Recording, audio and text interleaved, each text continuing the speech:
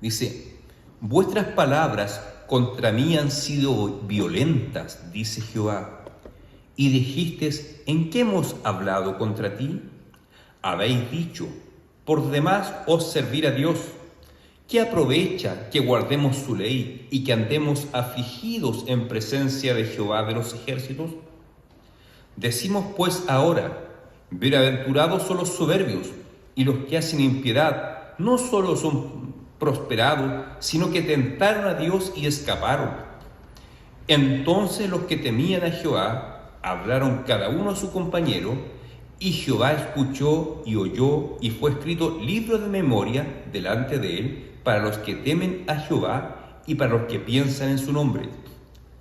Serán para mí especial tesoro, ha dicho Jehová de los ejércitos, en el día que yo actúe, y los perdonaré, como el hombre que perdona a su hijo que le sirve.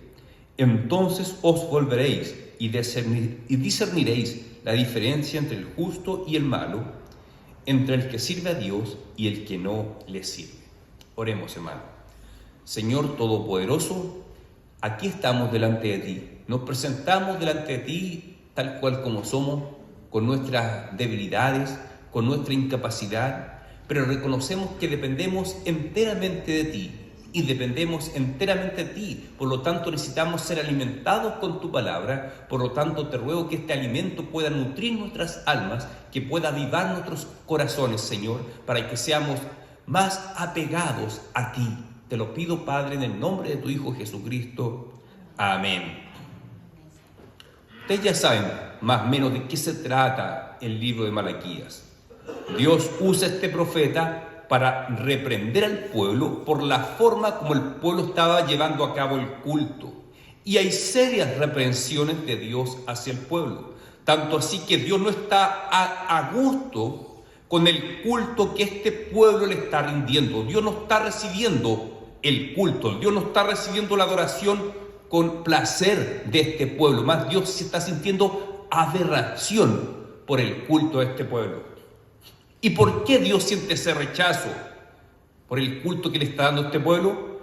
A través del libro hemos visto varias denuncias de Dios contra el pueblo. Primero dijimos que el pueblo no le estaba presentando a Dios lo mejor. En lugar de presentar los mejores animales para el sacrificio, el pueblo ofrecía lo que le sobraba. El animal que estaba debilitado, que estaba más delgado, que estaba enfermo, animales cojos, animales ciegos, eso presentaban para el sacrificio. No le daban lo mejor a Dios. Habían varios otros problemas en el pueblo. Había una plaga de divorcios, había una plaga de casamientos mixtos, hombres casándose con mujeres extranjeras que adoraban otros dioses, y eso a Dios no le agrada. Después vimos la semana pasada, ya más cerca de lo que vimos, el Dios denuncia que el pueblo le está robando, y el pueblo pregunta con una actitud de ¿y yo qué hice? ¿Cuándo yo te he robado? Y la respuesta de Dios: este pueblo me está robando porque no están trayendo los diezmos y las ofrendas como yo les he mandado. Así que, como vemos, hay una serie de denuncias de Dios hacia el pueblo, y cada vez que Dios, por medio de Malaquías, confronta al pueblo, el pueblo responde con una pregunta: ¿cuándo? ¿Cuándo yo he hecho eso? ¿Cuándo te he robado yo, Señor? Nos recuerda la actitud que tuvo Adán cuando recién pecó, cuando Dios lo confronta. ¿Qué has hecho, Adán? ¿Y qué hace Adán? Adán le echa la culpa a la mujer, a Eva. Le dice: la mujer que tú me diste, ella me dio del fruto y yo comí. Es decir, Adán no reconoce su propia culpa, sino que culpa a otro. Y cuando Dios le pregunta a Eva: ¿qué has hecho? ¿Qué es lo que hace Eva? ¿Reconoce su propia culpa? No, le echa la culpa a la serpiente, a Satanás. La serpiente me engañó y yo comí. Es decir, una tendencia desde esa época, desde la caída del ser humano, el nunca reconocer su propia culpa, sino que busca una excusa culpando a otro. Así, en el libro de Malaquías, el pueblo judío, cuando es confrontado con su pecado, le dice: ¿y cuándo yo, Señor, he hecho esto? Y eso se repite acá, en lo que resta del capítulo 3. Ustedes se van a dar cuenta que la exhortación que Dios le hace al pueblo en la última parte del capítulo 3 es muy parecida, casi idéntico a la queja que le hace al comienzo del capítulo 3. Es decir, en un mismo capítulo, Dios hace 2 veces la misma queja contra el pueblo. Es decir, si en un mismo capítulo aparece 2 veces la misma advertencia, es porque para Dios este tema es tremendamente importante. Y miren la queja que hace Dios contra el pueblo. Vuestras palabras contra mí han sido violentas, dice Jehová. Dios dice, ustedes han hablado palabras violentas contra mí. En la Nueva Versión Internacional dice, este pueblo ha hablado insolencias contra mí. Es decir, el pueblo había hablado insolentemente contra su Dios. Había hablado violentamente contra Dios.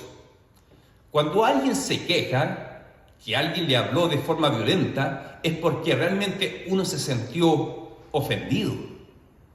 Yo sé que muchas veces los padres han escuchado expresiones violentas, hirientes de sus hijos. A veces reaccionan los padres y otras veces se las guardan en su corazón y cargan con eso en sus corazones. Pero Dios como Padre le dice a sus hijos, a su pueblo, ustedes han hablado palabras violentas contra mí, que han herido mi corazón. Así de fuerte es la palabra de Dios. Ustedes con sus expresiones hieren mi corazón.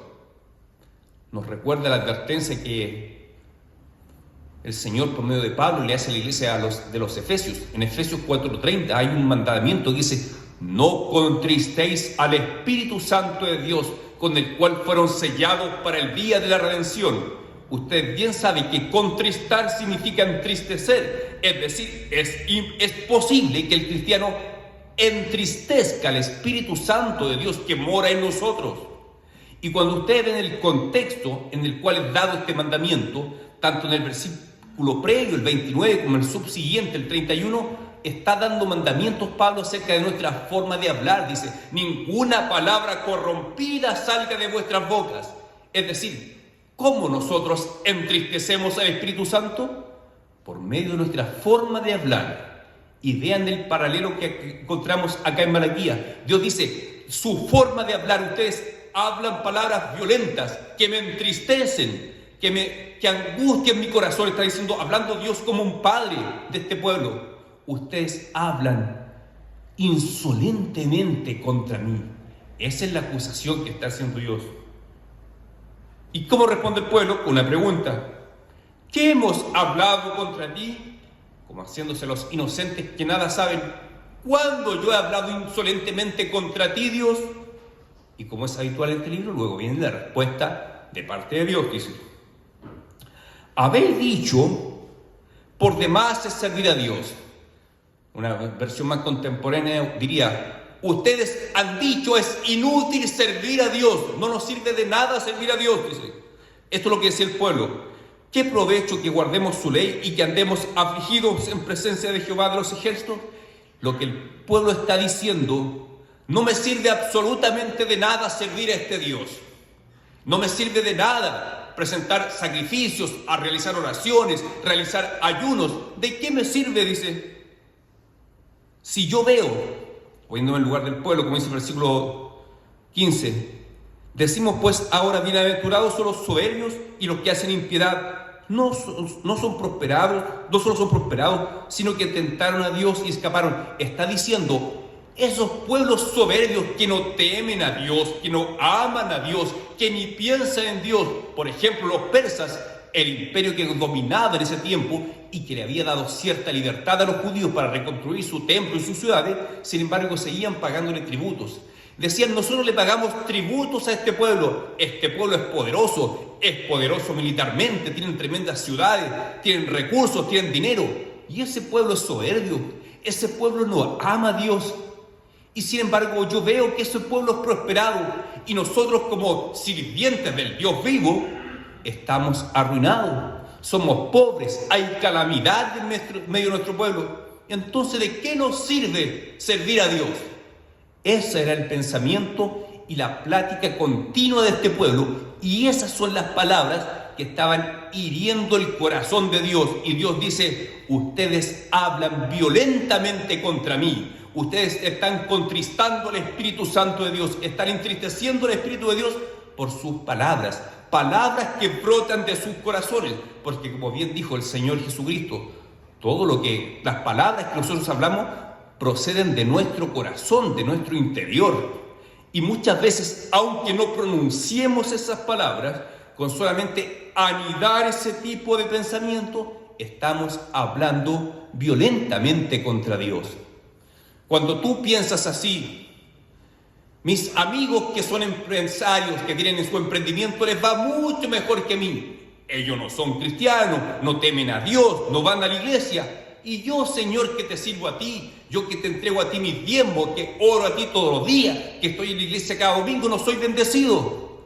Bueno, estás haciendo lo mismo que hace este pueblo. Mira, Dios, tú bendices a esos soberbios que no temen a ti, y a nosotros no nos bendicen. ¿De qué me sirve ser hijo tuyo?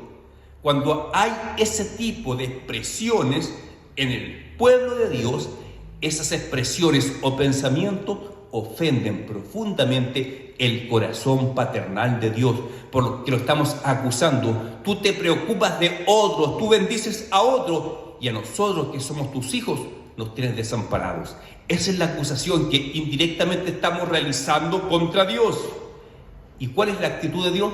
Dios se siente dolido, Dios se siente ofendido por ese tipo de pensamiento que está en su pueblo. Pero Dios continúa. Veamos cómo continúa la palabra de Dios, cómo continúa este diálogo entre Dios y el pueblo. Versículo 16. Entonces los que temían a Jehová hablaron cada uno a su compañero. Es decir, no todo el pueblo estaba corrompido. Había un remanente, un grupo pequeño en esa nación que realmente temían a Dios, que realmente se estaban tomando en serio las palabras del profeta y estaban preocupados. Decían, nosotros realmente amamos a Dios, nosotros no queremos ofender a Dios, nosotros queremos ser fieles a Dios a pesar de todo. Entonces se reunieron este grupo de personas que realmente amaban a Dios y hablaron los unos con los otros, dice. Y Jehová escuchó. Es decir, Dios no está alejado de aquellos que realmente le aman. Dios está pendiente de sus hijos. Dios está pendiente de ese pueblo que realmente le ama, que realmente quiere honrarle y quiere glorificarle. Dice, Jehová oyó y fue escrito un libro de memoria delante de él para los que temen a Jehová y para los que piensan en su nombre. Aquí está diciendo así, Dios escuchó a este pequeño grupo de personas que le aman a Dios y Dios escribió un libro, lo que estas personas estaban haciendo, hablando a favor de estas personas. Obviamente en este texto hay una expresión metafórica y una metáfora.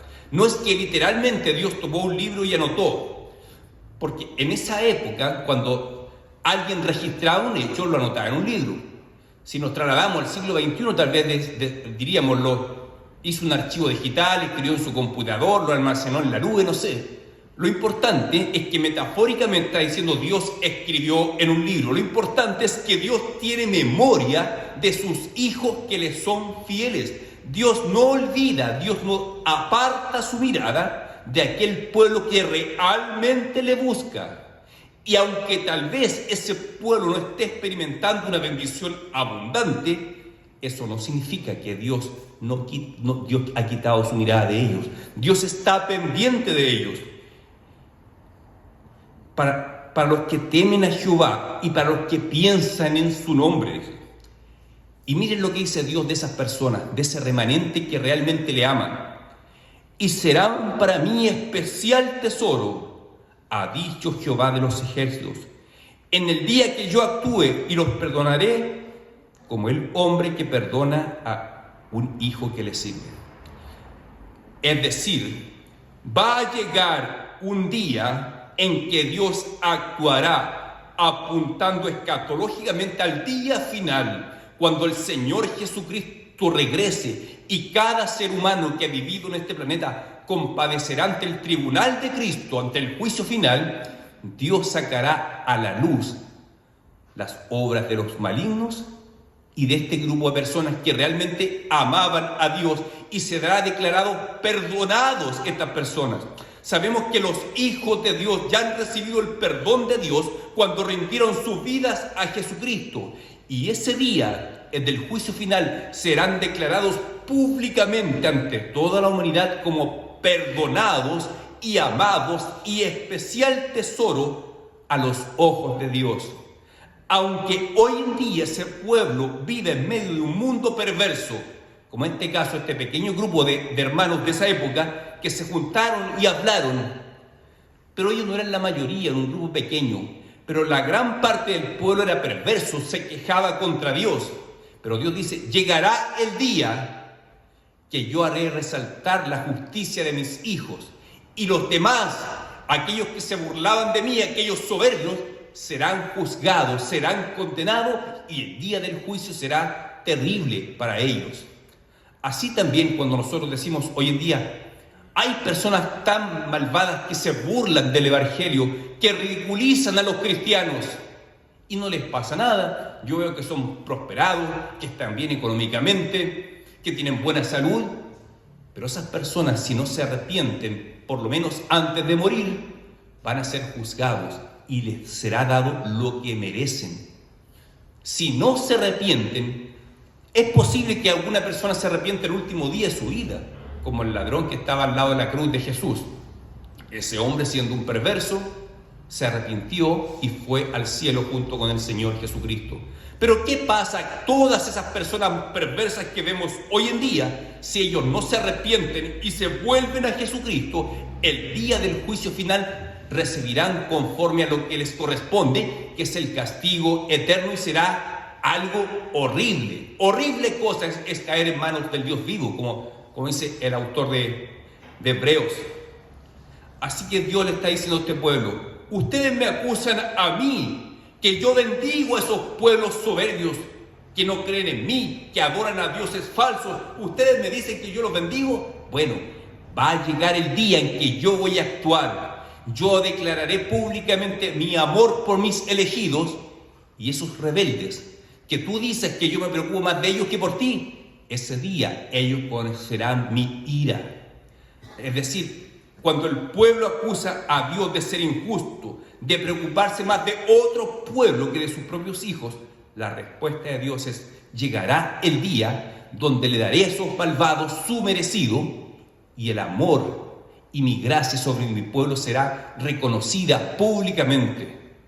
Como cuando el Señor dice: aquel que ora en público para ser visto ya tiene su recompensa.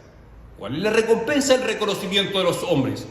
Pero aquel que se aparta para buscar mi presencia en privado, aquel que me busca en privado, yo le recompensaré públicamente. Porque esas personas no están buscando la gloria de los hombres, están buscando realmente la presencia de Dios. Dice: entonces os volveréis y discerniréis la diferencia entre el justo y el malo, entre el que me sirve y el que no me sirve. En ese día será evidente la división. Como dice Mateo 25, el día del juicio serán separados unos a la izquierda y otros a la derecha. A uno les diré: vengan benditos de mi Padre, y a otro: ir al fuego eterno, preparado junto con Satanás y sus demonios. Así que aquel día todos podrán ver con claridad quién era hijo de Dios y quién no lo era. Hoy en día es posible engañarnos mutuamente en apariencias. Ese día nos podemos llevar sorpresas, hermano. Tal vez personas que nosotros dábamos por seguro, 100% seguro que se van al infierno, tal vez nos encontremos con sorpresas.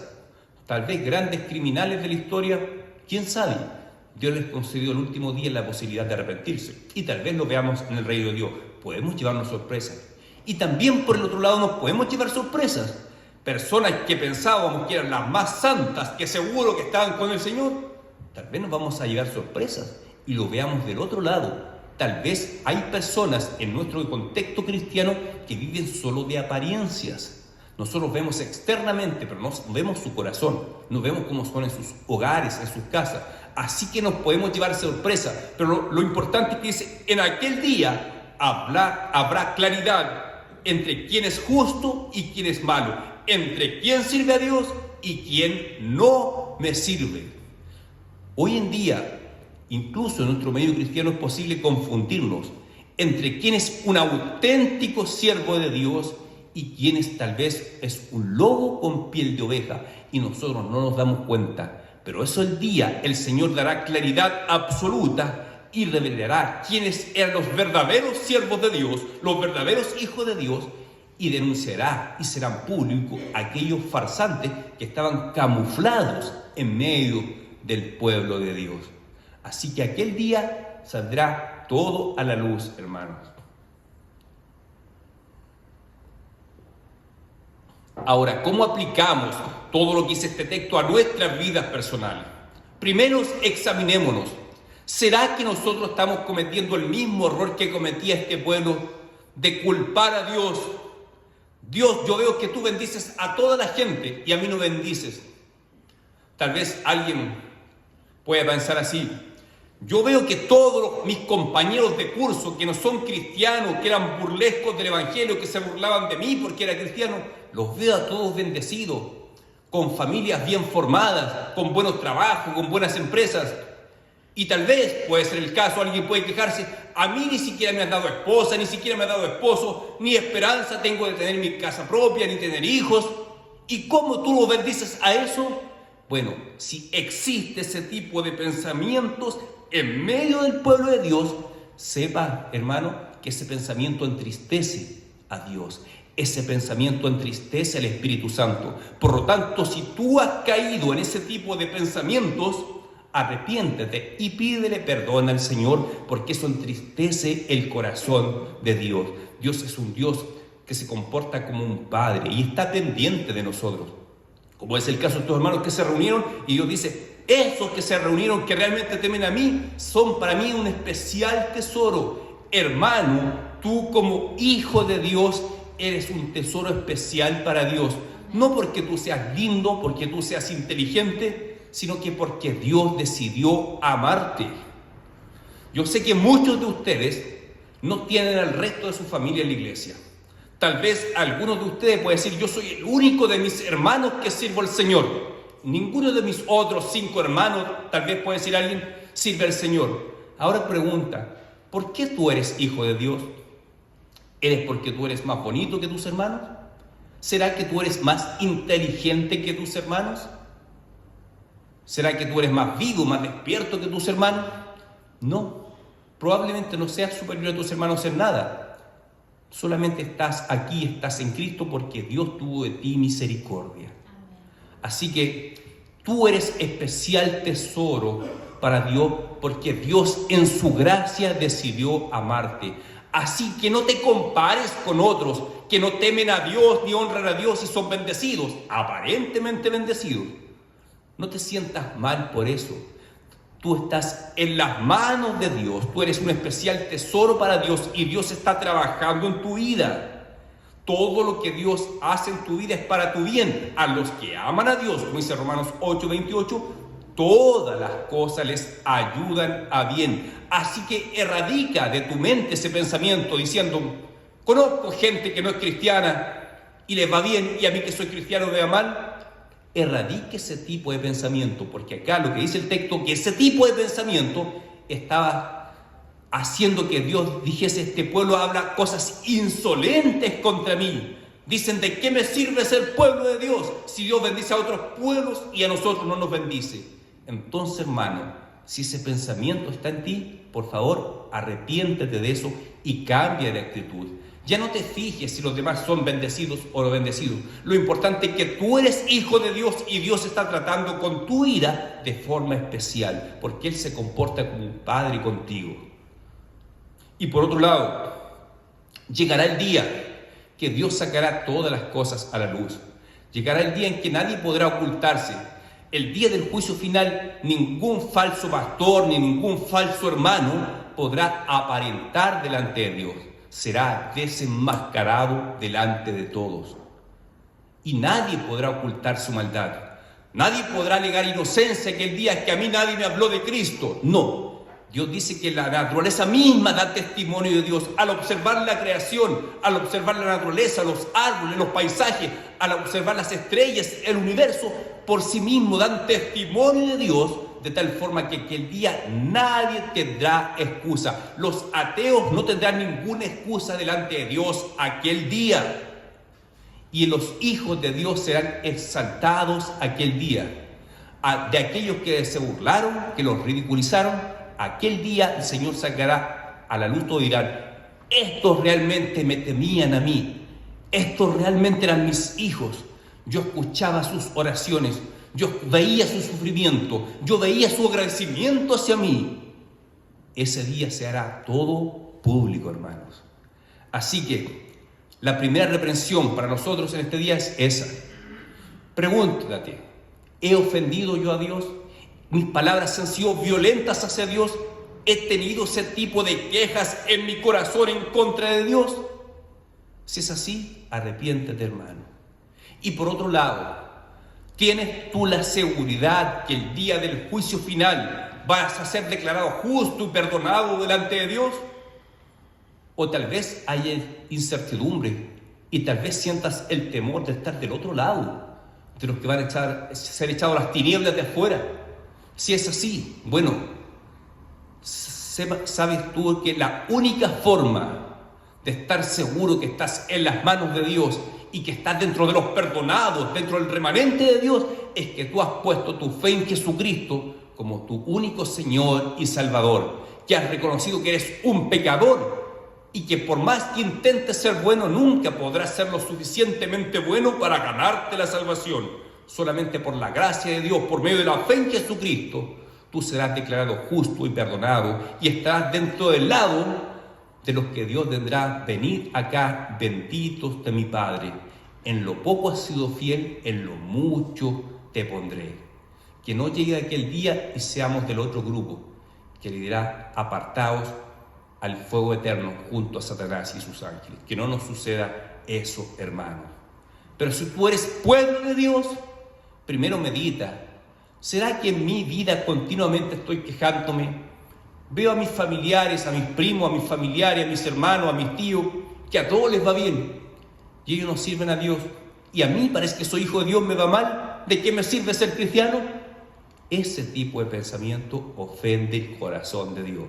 Así que vamos a cambiar de actitud, hermanos, y nos vamos a alegrar en todo lo que viene de parte de Dios, porque todo lo que viene de parte de nuestro Dios es para nuestro bien, aunque en el momento no lo entendamos, pero nos vamos a deleitar en que Dios es bueno y Él sabe todas las cosas mucho mejor que nosotros. Y Dios sabe lo que necesitamos. Muchas veces Dios necesita humillarnos, sí, porque somos arrogantes, altaneros, y Dios necesita humillarnos para enseñarnos a ser humildes. ¿Para haber tiempos de prueba y para haber tiempos de bendición? Seguro que sí. Pero la gran bendición del cristiano todavía está en tiempo futuro. Cuando el Señor se manifieste, ahí vamos a disfrutar a plenitud de todas las riquezas que el Señor Jesucristo tiene para nosotros. Mientras estemos en esta vida, para haber días de bendición y para haber días de angustia. Pero el Hijo de Dios pasa las penas, pasa las angustias, aferrándose a su Padre, que sabe lo que hace y que nunca nos va a dejar. El Señor ha prometido: yo estaré con ustedes todos los días hasta el fin del mundo. ¿Crees esa promesa del Señor? Si la creemos, entonces inclina tu cabeza, vamos a orar al Señor. Señor, queremos pedirte perdón porque tantas veces han pasado por nuestras mentes ese tipo de pensamiento, de pensar que tú parece que te has olvidado de nosotros. Perdónanos, Padre, cuando hemos pensado de esa manera. Enséñanos y ayúdanos a siempre tener una actitud correcta delante de la vida, ya sea en tiempos de prueba o en tiempos de bendición. Recordar que tú siempre estás con nosotros y que somos especial tesoro para ti, no por nuestras capacidades, sino que porque tú en tu gracia has decidido amarnos. Bendice enormemente a este pueblo, Señor. Y si hay alguien aquí en esta mañana que aún no te conoce, yo te pido que tu Espíritu Santo pueda tocar su vida para que Él te pueda conocer y ser salvo por ti. Te lo pido, Padre, en el nombre de nuestro Señor Jesucristo. Amén.